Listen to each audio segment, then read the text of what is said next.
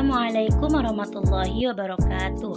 Kami dari kelompok 1 mata kuliah kepramukaan akan membahas mengenai prinsip dasar dan metode kepramukaan dengan 3 orang anggota, yaitu Lia Nurlatifah Lutfiah, Syahputri Widyastuti, dan Sinta Rahmadani. Sebelum kita masuk ke materi inti, saya akan sedikit memaparkan mengenai definisi gerakan pramuka dan pendidikan kepramukaan. Gerakan pramuka adalah organisasi yang dibentuk oleh pramuka untuk menyelenggarakan pendidikan kepramukaan. Sedangkan definisi dari pendidikan kepramukaan adalah proses pembentukan kepribadian, kecakapan hidup, dan akhlak mulia melalui penghayatan dan pengamalan nilai-nilai kepramukaan. Untuk itu, sangat berkaitan dengan prinsip dasar dan metode kepramukaan, di mana keduanya sangat berperan penting dalam tercapainya tujuan pendidikan kepramukaan. Selain itu, prinsip dasar dan metode kepramukaan ini tidak dapat dipisahkan karena keduanya memiliki keterkaitan dan ketergantungan untuk saling menguatkan dan menyempurnakan. Apabila digambarkan dengan sebuah bangunan, maka prinsip dasar ini merupakan sebuah pondasi atau tiangnya, dan metode kepramukaan ini menjadi dinding dari bangunan tersebut. Baiklah, kita langsung masuk ke materi pertama, yaitu prinsip dasar kepramukaan. Prinsip dasar kepramukaan ialah asas yang menjadi dasar dalam berpikir dan bertindak. Nilai dan prinsip dasar kepramukaan sebagai norma hidup setiap anggota gerakan pramuka ditanamkan dan ditumbuh kembangkan kepada setiap peserta didik melalui proses penghayatan oleh dan untuk diri pribadi dengan bantuan tenaga pendidik, sehingga pengamalannya dapat dilakukan dengan inisiatif sendiri, penuh kesadaran, kemandirian, kepedulian, tanggung jawab, serta keterikatan moral, baik sebagai pribadi maupun sebagai anggota masyarakat. Dan ini juga disebut sebagai fungsi dari prinsip dasar kepramukaan. Dari pemaparan tersebut, maka setiap anggota gerakan pramuka wajib menerima nilai dan prinsip dasar kepramukaan. Adapun prinsip dasar kepramukaan itu diantaranya iman dan takwa kepada Tuhan Yang Maha Esa, peduli terhadap bangsa dan tanah air, sesama makhluk hidup dan alam, peduli terhadap dirinya pribadi, dan taat kepada kode kehormatan pramuka. Dari keempat prinsip dasar tersebut, maka dapat diartikan bahwa menaati perintah Tuhan Yang Maha Esa dan menjauhi larangannya, serta beribadah sesuai tata cara dari agama yang dipeluknya. Memiliki kewajiban untuk menjaga dan melestarikan lingkungan sosial, memperkokoh persatuan, serta menerima kebinekaan dalam NKRI. Memerlukan lingkungan hidup yang bersih dan sehat agar dapat menunjang dan memberikan kenyamanan dan kesejahteraan hidup. Karenanya setiap anggota gerakan pramuka wajib peduli terhadap lingkungan hidup dengan cara menjaga, memelihara, dan menciptakan kondisi yang lebih baik.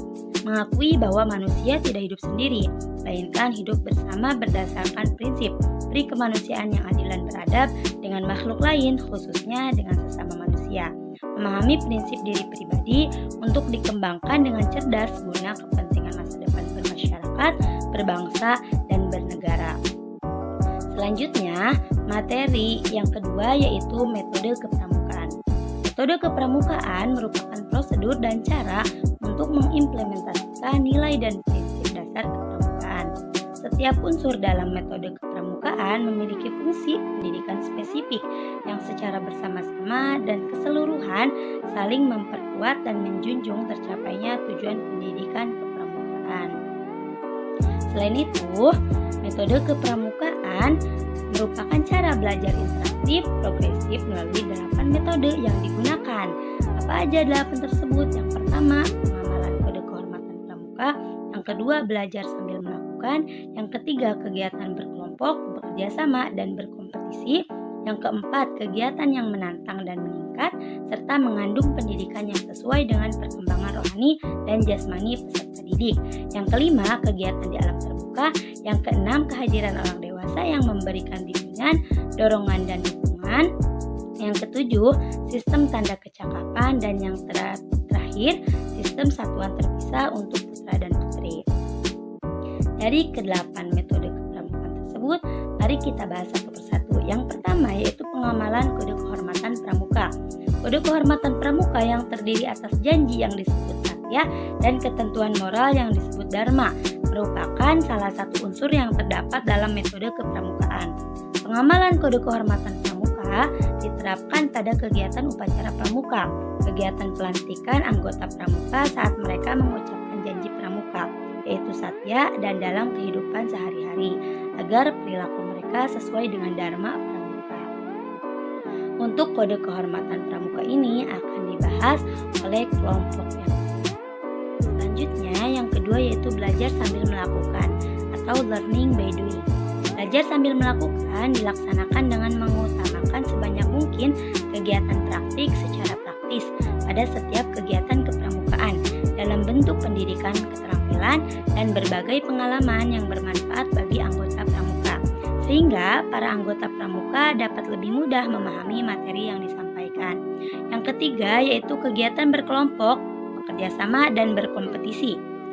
Peserta didik dikelompokkan dalam satuan gerak yang dipimpin oleh peserta didik sendiri.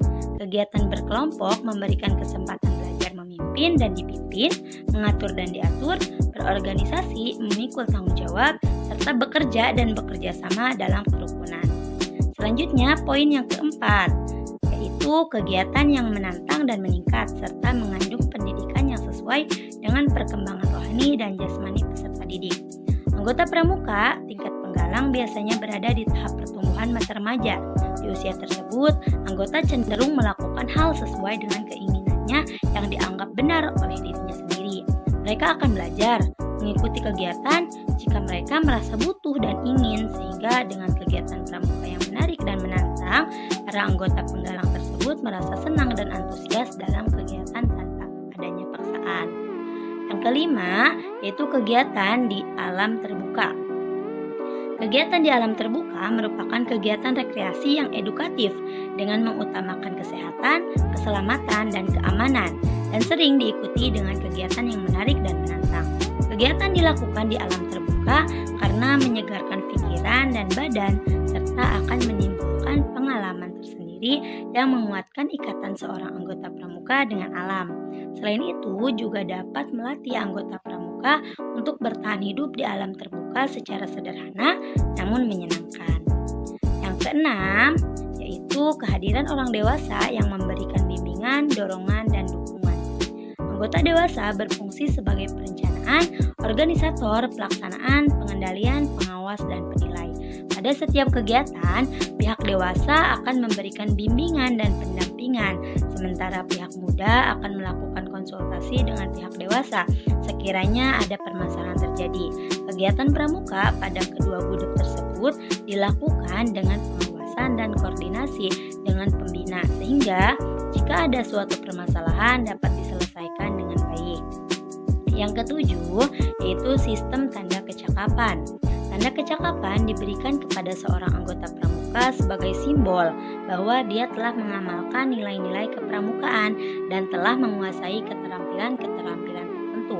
Tanda kecakapan digunakan untuk memberi penyemangat dan semakin menggugah jiwa pramuka, serta semakin bisa mengamalkan nilai-nilai kepramukaan. Tanda kecakapan biasanya ditempuh oleh anggota pramuka yang mempunyai minat tinggi dalam kegiatan pramuka. Dan yang terakhir, dari metode kepramukaan ini adalah sistem satuan terpisah untuk putra dan putri. Metode kepramukaan menekankan sistem satuan terpisah untuk pramuka putra dan putri. Satuan pramuka putra dibina oleh pembina putra, sedangkan satuan pramuka putri dibina oleh pembina putri, kecuali pada perindukan siaga. Namun, walaupun satuannya terpisah, bukan berarti antara regu putra dan regu putri tidak bisa bekerja sama. Kedua satuan tersebut tetap dapat bekerja sama karena sistem dalam kegiatan pramuka untuk membangun kerjasama yang baik dalam regu.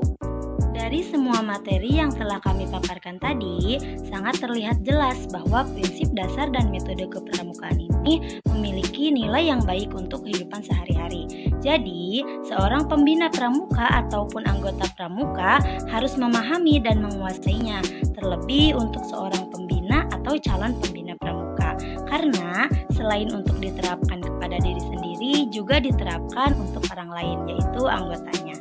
Sekian yang dapat kami sampaikan. Mohon maaf apabila ada kesalahan dan terima kasih atas perhatiannya. Kami tutup. Wassalamualaikum warahmatullahi wabarakatuh.